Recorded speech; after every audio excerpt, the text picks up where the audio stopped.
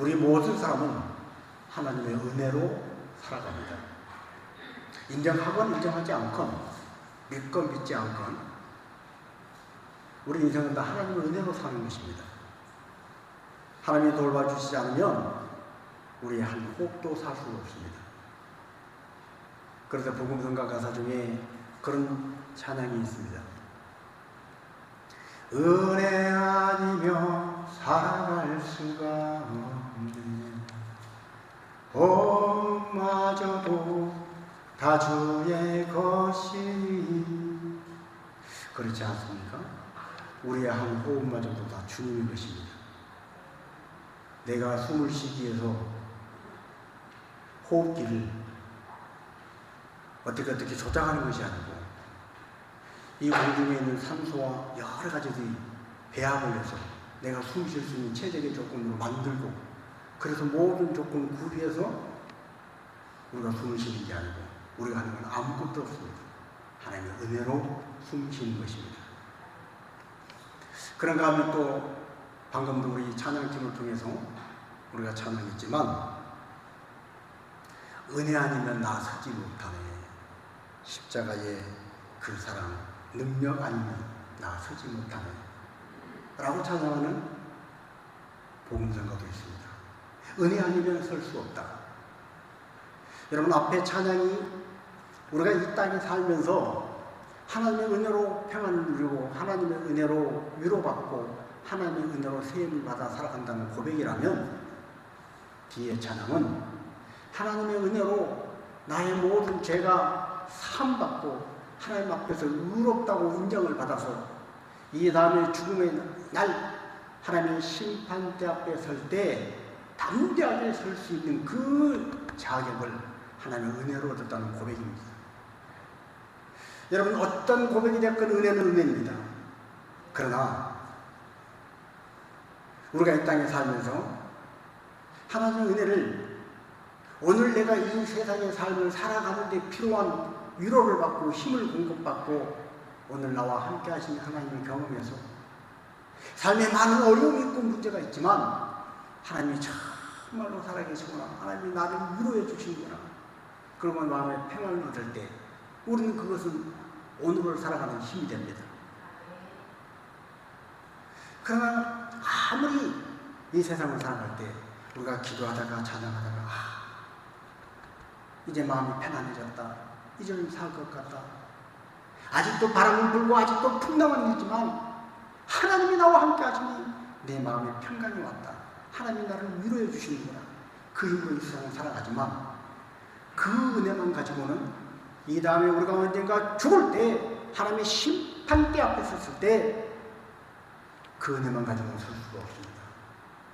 이 땅에 아무리 편안하게, 이 땅에서 아무리 어려움을 잘 이기고 위로받고 세움을 얻어서 정말 잘 살았지만 우리가 어떤 모습으로 하나님 앞에 갈지는 아무도 알 수가 없습니다. 어느 날 사고로 갈 수도 있습니다. 여러분, 서울시청 앞에서 그 사건 아시죠? 한날 같은 은행에 근무했던 네 사람이 축하하러 가는 그 자리에서 그렇게 될 줄 누가 알았겠습니까? 질병으로도 갑니다.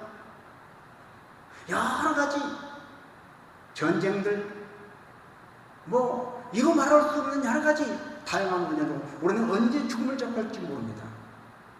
그 죽음을 접할 때 내가 이 땅에 사는 동안에 하나님 나를 위로해 주셨다, 하나님이 내 마음에 평안을 주셨다, 이 세상을 참 하나님의 은혜로 잘 살았다, 그 은혜만 가지고 죽음을 맞닥뜨렸을 때, 나의 죄의 문제와 맞닥뜨렸을 때, 하나님의 심판대 앞에 섰을 때 담대하게 내가 의로워졌다, 의로워진 이 십자가 앞에서 의로워진 이 은혜를 경험하지 못하면 오히려 이 땅에 그래도 힘들고 어렵지만 그래도 살만 했는데 이 땅의 삶을 그만두고 이제 좀 평안해지고 이제 좀 먹고 살만한데 이제 죽어야 하다니, 오히려 그것은 공포고 두려움이고 감당할 수 없는 어둠입니다.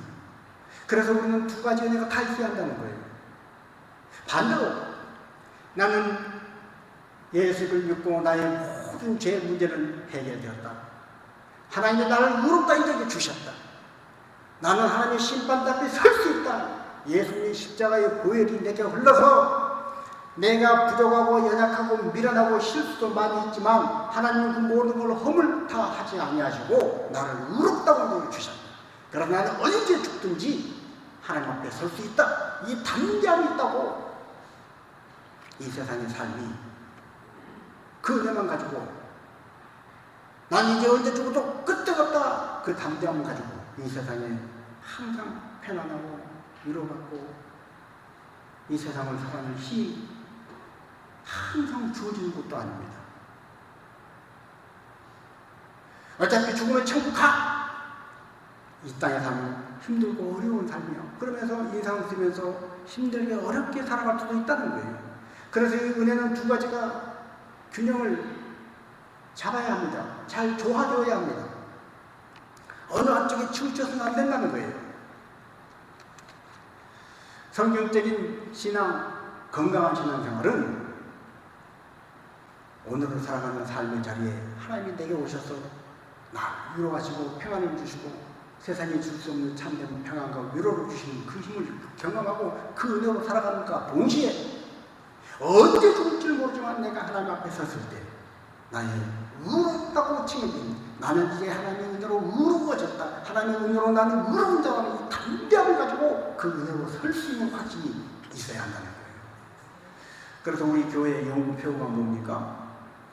천국의 소망, 삶의 희망입니다.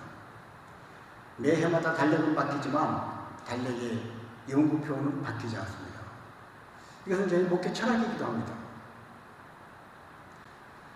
어디 가서 배운 것도 아니고 어디 가서 누구한테 카피한 것도 아니고 제 나름대로 나는 이렇게 목회해야 되겠다. 그 목회 철학이 천국의 소망이 삶의 희망으로 스며드는 이 목회를 해야 되겠다. 이 균형 잡는 목회를 해야 되겠다. 그래서 지금 그 표로 삼았습니다. 십자가를 기준으로 삼을 때 이 땅에서 필요한 은혜, 십자가를 붙잡고 나아갈 때 하나님 앞에 섰을 때 그 의롭다고 담대하게 설 수 있는 그 은혜, 이 두 가지 은혜가 동시에 주어지는 것입니다. 그래서 십자가가 기준입니다. 우리의 삶과 죽음, 그 모든 기준, 살아도 십자가, 죽어도 십자가, 십자가를 붙잡을 때 우리는 이 두 가지 균형 잡힌 은혜 안에서 살아갈 수가 있는 것입니다. 자, 그렇다면 우리는 어떤 십자가의 능력을 경험하고 살아가고 있습니까? 여러분, 십자가에 대해서 아십니까? 십자가에 대해서 물어보면 십자가는 뭡니다 하고 설명할 수 있는 분이 있을 것입니다. 그러나 이론으로 아무리 십자가를 잘 설명해도, 그리고 십자가를 어떤 문화의 상징적인 의미로 십자가 목걸이도 하고 십자가 귀걸이도 하고 십자가를 어떤 장식품으로 잘 활용해서 십자가를 부끄러워하지 않고 십자가를 자랑스럽게 증거하고 내놓는다 해도 그 십자가의 경험이 우리의 모든 십자가의 경험일 수는 없습니다. 그 십자가의 경험만 가지고는 이 두 가지 은혜를 다 누리고 살아갈 수가 없다는 거예요. 아무리 십자가에 대해서 잘 아는 지식의 십자가가 있고 개념의 십자가, 상징의 십자가, 문화의 십자가 아무리 풍성하게 가지고 있어도 그 십자가가 내게 안에 들어와서 내 안에 생명으로 역사되는 생명의 십자가로 체험되지 않으면 생명의 십자가, 체험의 십자가, 나를 변화시키고 내 생각을 변화시키고 내 가치관을 변화시키는 그런 십자가로 내가 경험되지 않으면 십자가는 진정한 능력으로 우리에게 와닿을 수가 없는 것입니다. 자, 오늘 우리가 읽은 본문 말씀은 예수님께서 너희가 내 제자가 되려면 너희 십자가를 지고 나를 따르라 말씀하셨습니다. 이 말씀을 하실까지 우리 마태복음 16장 24절 첫 부분에 이해라는 단어가 나옵니다. 이해. 앞에 어떤 상황이 있었다는 거예요. 어떤 상황이 있었을까? 자, 마태복음 16장을 쭉 읽어보면 바리새인 서기관들이 예수님께 나와서 표적을 보여달라고 합니다. 표적을 구합니다. 유대인들은 표적을 구하고 헬라인들은 지식을 구한다. 그래서 그들은 당신이 하나님의 아들을 표적을 한번 내놔봐라. 그때 예수님이 대답하신 것이 뭡니까? 선지자 요나의 표적밖에는 내게 보일 것이 없다는 거예요. 이 세상에 살면서 하늘의 징조가 어떻고 땅에 기이한 어떤 일들, 그런 표적을 너희는 보아라. 그 표적이 아니라 내가 너희에게 보여줄 진정한 표적은 선지자 요나의 표적이다. 그러면 요나의 표적은 뭡니까? 구약 성경 요나 선지자가 하나님의 명령을 받고 니느웨로 가야 할 그가 니느웨로 가지 않고 다시스로 가는 길을 타고 풍랑을 만나 죽게 되어서 물고기 뱃속에서 3일을 갇혀서 그는 그 캄캄한 어둠 속에서 죽음을 경험했습니다. 그러나 3일 뒤에 죽은 줄 알았던 요나가 다시 살아났습니다.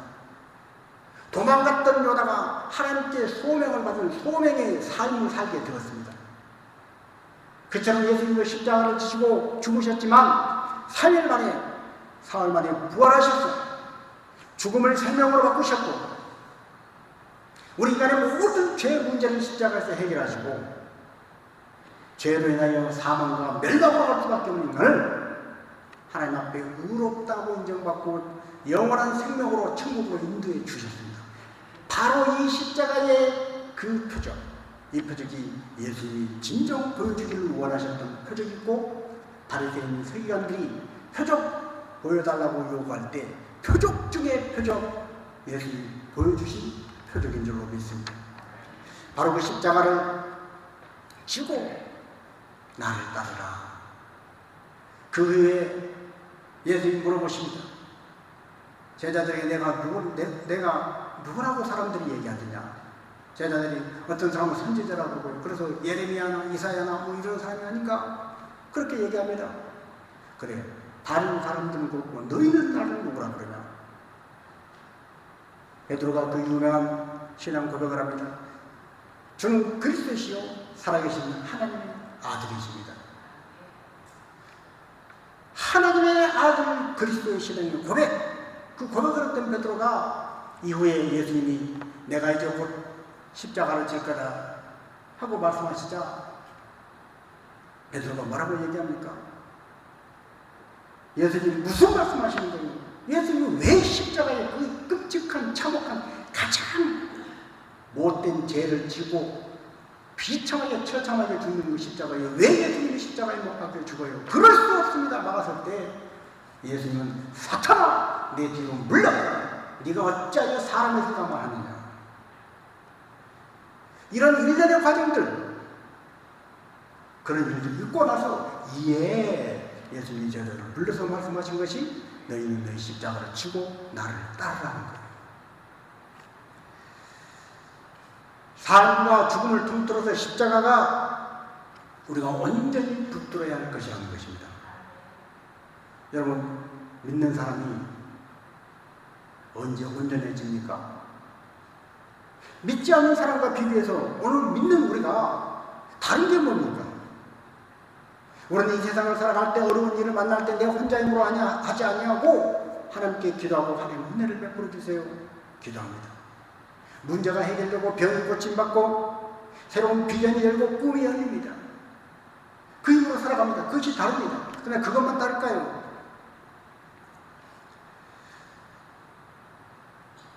이 세상 사람도 자기 의지가 강력한 사람은 나름대로 노력해서 문제도 해결하고 죽을 병이 걸려도 이런 운동, 민간치료법 해서 그 병을 딛고 일어나 승리하는 사람이 있습니다.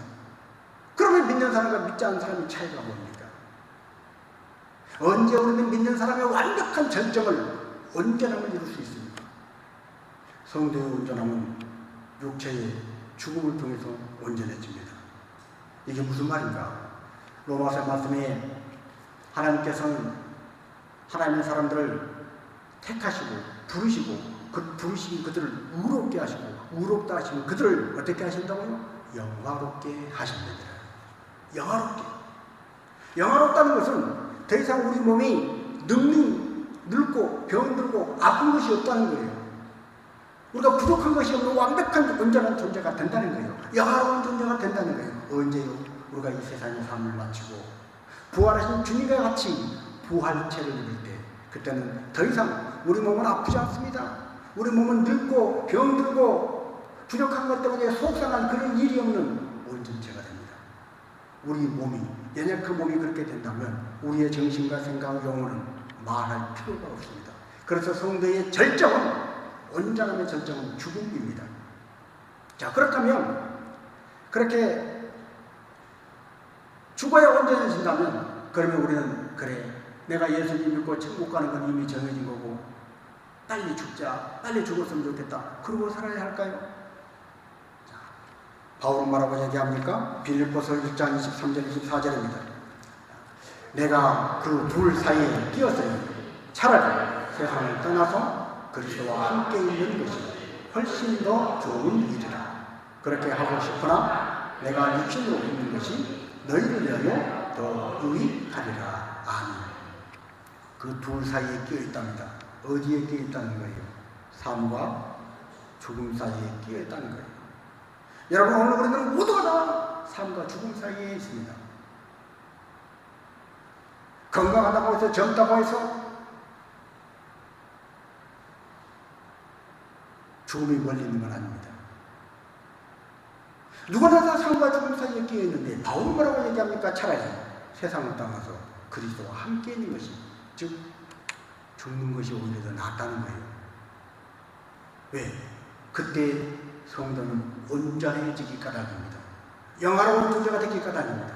그러나 그는 훨씬 더 좋은 그 일을 위해서, 그래, 이 세상 지긋지긋한 거 빨리 죽자가 아니라 그는 뭐라고 고백합니까? 그렇게 하고 싶으나 내가 육신으로 있는 것, 그럼에도 불구하고 내가 이 땅의 삶을 힘들고 어렵지만, 정말 고난이 있지만 살아내야 할 이유가 있는데 그것이 더 유익하기 때문이라는 거예요. 하나님이 맡겨주신 사명을 감당하고 내가 이 땅에 살아야 할 이유와 목적을 알고 그 이유와 목적을, 그 사명을 감당하며 사는 그것이 귀한 걸 아닐 까닭에 죽어서 죽음과 함께 천국에 있는 게 더 좋은 줄 알지만 여전히 힘들고 어려운 이 땅의 삶을 살아내겠다는 거예요. 성도는 그래서 온전함을 추구하래 죽음 너머에 있는 영원한 그 온전함을 추구하며 살면서 오늘 눈앞에 있는 삶을 십자가 붙잡고 살아내는 것이 성도의 삶인 줄로 믿습니다. 그래서 성경은 죽음을 대하는 태도를 중요시합니다. 왜 죽음을 중요시합니까? 죽음을 어떻게 대하는가에 따라서 삶에 대한 태도가 달라지기 때문입니다. 온전함의 그 절정이 죽음이라면 그 죽음을 잘 맞이하기 위해서 잘 사는 것이 최고의 인생이라는 답이 나옵니다. 인생은 어떻게 살 것인가? 나는 누군가? 나는 어디로 가서 어디로 가는가? 한 번밖에 없는 내 인생은 어떻게 살 것인가? 답은 바로 여기에 있다는 거예요. 인생의 절정이 죽음이라면 그 죽음을 잘 맞이할 수 있도록 잘 살아야 한다. 그러면 잘 산다는 건 어떻게 사는 것이 잘 사는 것인가? 영원한 것에 투자하는 것이 잘 사는 것이라고 믿습니다. 투자했는데 썩어 주고 없어지고, 주식에 투자했는데 회사가 망해버리고 없어지면 잘못 투자한 거예요. 영원한 것에 투자하는 그것이 진정 잘 사는 것이다. 그러면 영원한 것이 뭔가? 성경은 세 가지가 우리에게 영원하다고 말씀을 합니다. 자, 첫 번째로 하나님의 말씀이 영원합니다. 베드로전서 1장 25절입니다. 오직 주의 말씀은 세세토록 있도다 하였으니 너희에게 전한 복음이 곧 이 말씀이니라. 여러분, 하늘과 땅은 없어질지언정 하나님의 말씀은 세세토록 1.1억도 변함이 없는 영원한 것인 줄 믿습니다. 두 번째로 또 영원한 것은 주님이다 말씀하십니다. 히브리서 1장 11절 12절 오직 주는 영정하실 것이요 그것들은 다 옷과 같이 낡아지니 의복처럼 갈아입을 것이요 그것들은 옷과 같이 변할 것이나 주는 여전하여 연대가 한이 없으리라.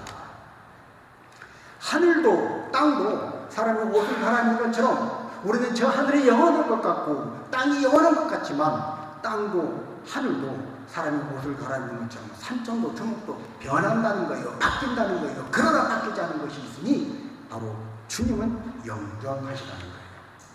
마지막 세 번째로 영원한 것이 뭡니까? 요한일서 2장 17절입니다. 이 세상도 그 정욕도 지나가되 오직 하나님의 뜻을 행하는 자는 영원히 거하며 하나님의 뜻을 행하는 자, 그는 영원히 거한다는 거예요. 여러분, 이 세 가지 영원한 것을 위해서 투자할 때, 이 세 가지 영원한 것을 기억하고 그것을 위해서 살 때 우리는 최고의 인생을 잘 살게 되는 것입니다. 그렇게 최고의 인생을 잘 살기 위해서 우리는 십자가를 주고, 내게 주어진 십자가를 주고 주님을 따라가는 것입니다. 십자가가 온전하게 되는 유일한 길입니다. 하나님이 인간이 되셔서 이 땅에 오셔서 십자가를 주고 죽으시고 말씀하시기를, 내가 뭐 길이요 진리요 생명이며 나로 말미암지 않고는 아버지께로 올 자가 없느니라. 오직 길이요 진리요 생명 되신 예수님을 통해서만 하나님 아버지께로 갈 수 있다는 거예요. 십자가만이 유일한 길이라는 거예요. 고린도전서 1장 18절에서 십자가에 들어가 멸망하는 자들에게는 미련하게 보이지만 구원을 얻는 우리에게는 하나님의 능력이 되는 것입니다. 이 십자가, 그 십자가만이 온전하게 되는 영원한 생명으로 가는 유일한 길입니다. 그런데 주님은 그 십자가를 지고 주님을 따르라는 거예요. 그런데 이 십자가를 어떻게 지냐는 거예요. 여러분, 십자가를 어떻게 질 수 있습니까? 여러분 몫으로 태인 십자가를 여러분 어떻게 질 수 있을까요? 우리는 그 십자가를, 주님이 내게 준 십자가가 이거구나. 어떤 사람은 인생의 고난과 자기 실수와 자기 연민, 이 모든 것들을 십자가라고 합리화시킵니다. 주님이 나에게 준 십자가요. 부모도 십자가라고 말하고 자식도 십자가로 말하는 사람이 있습니다. 그러나 그게 진정한 십자가가 아닙니다. 그럼 십자가를 어떻게 질 수 있는가? 누가 십자가를 질 수 있는가? 십자가를 질 수 있는 유일한 방법은 자기 부인입니다. 내가 죽어져야 십자가를 질 수 있는 거예요. 내가 펄펄 살아서는 십자가를 질 수가 없습니다. 갈라디아서 2장 10절, 그러니 이제 내가 사는 것이 아니고 이제 내가 사는 것은 나를 위하여 자기 몸을 버리신 하나님의 아들 믿는 그 믿음 안에서 내 안에 가진 예수 그리스도를 믿는 그 믿음으로 산다고 고백을 합니다. 내가 죽어지는 거예요. 나를 부인하는 거예요. 내 고집이 아주 펄펄 살아있고 내 자존심이 펄펄 살아있는 사람은 십자가를 질 수가 없습니다. 내가 누군데 나를 어떻게 보고 나를 무시하고 십자가 못 집니다. 살다 보면 자식도 부모를 무시할 때가 있는데 세상 모든 사람이 어떻게 다 인정해주고 어떻게 다 받아주겠어. 그걸 기대하고 그렇게 자기 부인이 안 되어서는 십자가 질 수 없다는 거예요. 내가 죽어야 하는데 자기 부인이 되지 않으면 십자가를 질 수 없는데 이것을 끈질기게 방해하는 것이 있습니다. 그건 뭡니까? 자기 의입니다. 자기 의.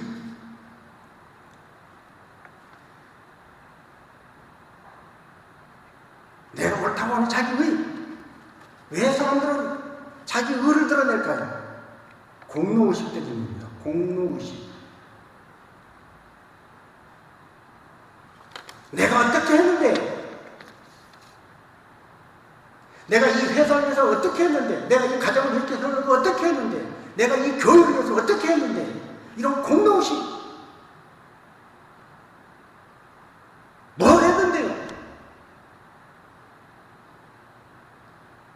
하나님께 해주시기 전에 자기가 뭘 했는데,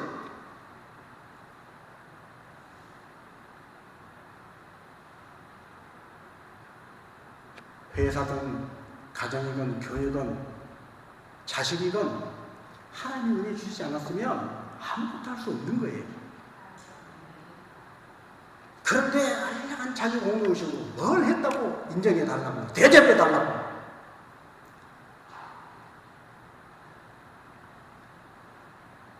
자기 의를 내세우고 그래서 자기 부인이 안 되는 거예요. 십자가를 질 수 없는 거예요. 예수님은 자기 부인이 뭔지를 우리에게 샘플로 본으로 보여주셨습니다. 자, 빌립보서 2장 6절부터 8절입니다. 그는 근본 하나님의 본체시니 하나님과 공동됨을 취할 것을 여기지 아니하시고 오히려 자기를 비워 종의 형체를 가지사 사람들과 같이 되셨고 사람의 모양으로 나타나서 자기를 낮추시고 죽기까지 복종하셨으니 곧 십자가에 죽으시니라. 하나님이신데 하나님과 본체 공동하신데 하나님과 동등됨을 취할 것을 여기지 아니하시고 자기를 비우셨어요. 자존심 내려놓으셨어요. 자기 옳다고는 자기 고집, 자기 일 다 내려놓으셨어요. 그리고 인간의 몸을 입고 이 땅에 오셨어요. 그것도 인간 중에 가장 가난한 자의 모습으로 오셨어요. 인간 중에 가장 약한 자의 모습으로 오셨어요.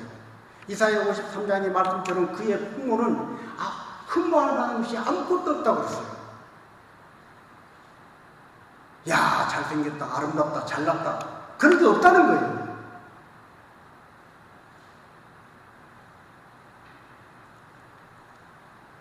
그렇게 오셨을 뿐 아니라 죽기까지 복종하셨어요.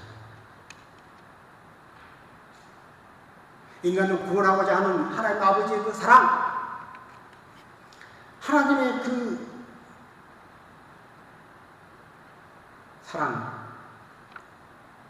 그러나 하나님은 죄를 그대로 두고 볼 수도 없는 공의의 하나님이신데 거룩하신 하나님이 죄를 심판하지 않고 놔둔다? 이건 있을 수 없는 거예요. 하나님은 반드시 거룩하신 분이기 때문에 죄는 심판하셔야 되고 없애야 합니다. 죄를 지은 인간은 심판해야 합니다. 그러나 하나님은 그 인간을 사랑하시고 인간을 구원하고 싶으셔요. 이 딜레마를 예수님이 인간이 되어 오셔서 십자가에서 못 박혀 죽으셔서 하나님의 그 뜻, 인간을 구원하려고 하는 하나님의 그 사랑, 그것에 죽기까지 복종하셔서 십자가에 죽으셨다는 거예요. 그래서 자기 부인을 철저히 보여주셨습니다.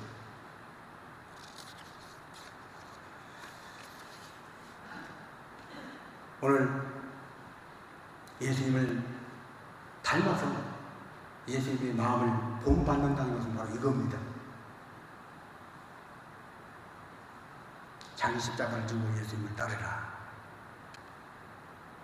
이것이 우리가 가장 최고 멋지게 잘 사는 비결입니다. 바리새인 세리관들은 율법을 가졌습니다. 그들은 하나님이 주신 율법을 자신들이 가졌다고 자기들은 의롭다고 생각을 했습니다. 자기의 의를 주장했어요. 누가복음 15장에 나오는 탕자의 이야기, 집 나간 탕자가 다시 돌아왔을 때 그 집에 있던 큰아들은 왜 아버지 재산을 다 허랑방탕하게 써버린 동생을 위하여 손을 잡고 잔치를 하느냐? 나를 위해서 뭐 하나 해준 게 있느냐? 내가 얼마나 아버지 말을 잘 듣고 아버지 말을 순종했는데 왜 나에게 이런 대접을 할 수 있느냐? 그 큰아들은 공로의식에 쩔어 있었습니다. 그래서 그는 자기가 충만했어요. 바리새인들은 자기가 충만했어요. 그러나 이 자기가 깨어지지 않으면, 공로의식이 깨어지지 않으면, 부서지지 않으면 자기 부인이 될 수가 없습니다. 자기 부인 되지 않으면 십자가를 칠 수가 없어요. 그러면 언제 십자가가 깨어지는가? 언제 공로의식이 깨어지는가? 십자가의 은혜를 깨달아야 깨어집니다. 십자가의 은혜를 깨닫는다는 건 우리는 쉽게 은혜 받는다고 얘기합니다. 은혜 받으면, 정말로 은혜 받으면, 정말로 하나님의 택한 백성으로 은혜 받으면 자기 은혜는 깨어지게 되어 있습니다. 자기 공로의식이 없어집니다. 자기가 부인되는 거예요. 그래야 사는 거예요. 그래야 자기 십자가를 지고 주님을 따르고 영원한 것 세 가지의 인생을 투자하면서 결코 후회함이 없는 최고의 인생을 사는 성도가 되는 것입니다. 삶과 죽음의 경계에 십자가를 붙잡아야 살아도 승리, 죽어도 승리입니다. 십자가를 붙잡고 주님 말씀 명령하신 것처럼 오늘 내게 주어진 자기 십자가를 나를 부인하고 그 십자가를 지은 자가 되어서 주님을 따라가는 그리스도의 제자가 되시기를 주님의 이름으로 축복합니다. 자, 같이 한번 찬양하겠습니다.